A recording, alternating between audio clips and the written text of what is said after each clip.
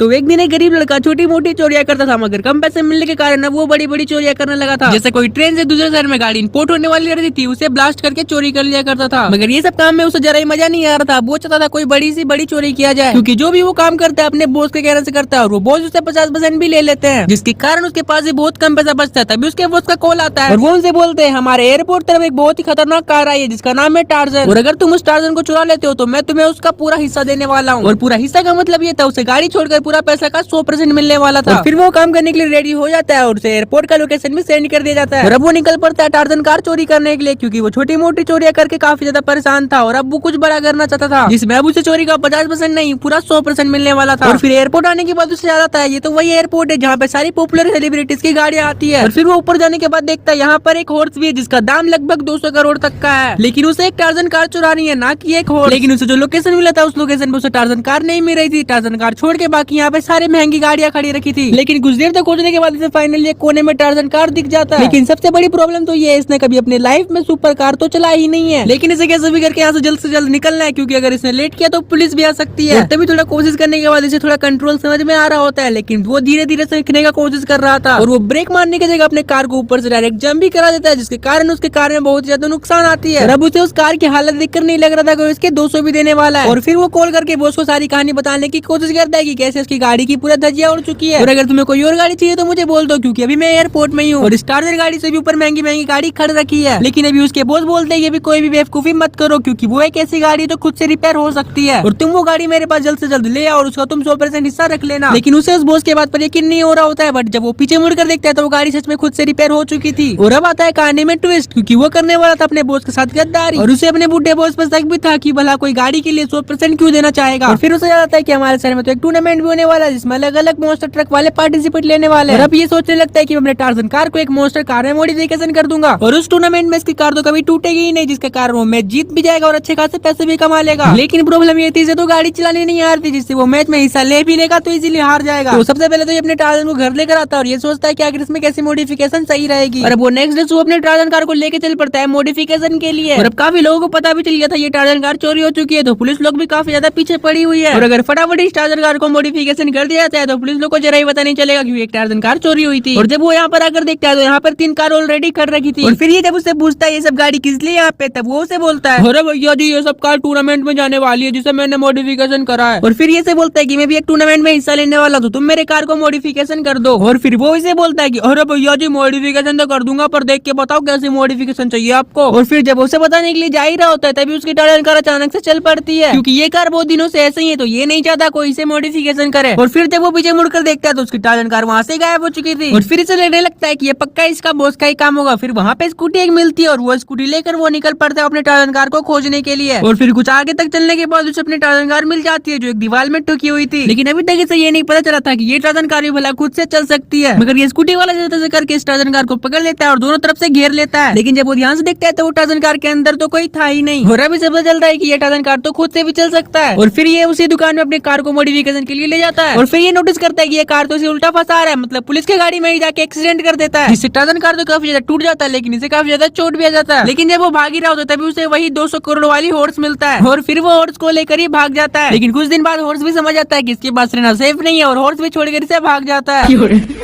भाई देव आज के लिए इतने और हम लोग इस कहानी से क्या सीखते हैं आप लोग कमेंट सेक्शन में जरूर बताना। और आज के लिए इतने और मिलते हैं नेक्स्ट वीडियो में, तब तक के लिए बाय बाय, टेक केयर।